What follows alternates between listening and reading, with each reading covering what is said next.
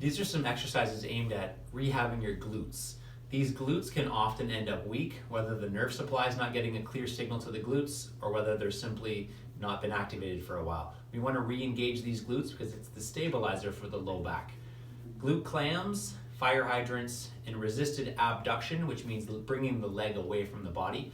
Those are the three we're going to focus on here. So glute clams. This is working the left glute.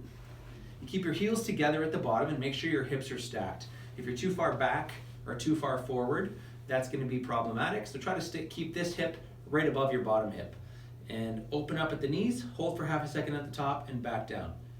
Here, engage and back down. You should be feeling this kind of in your back pocket on your left hip when it's on the top.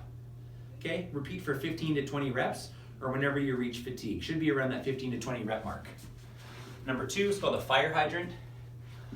It's because it's a dog peeing on a fire hydrant is the idea. So up and back. Hold for half a second, same thing, and back. Aim for 15 to 20 or fatigue. Now both of those you're going to do 15 to 20 and then repeat a second time.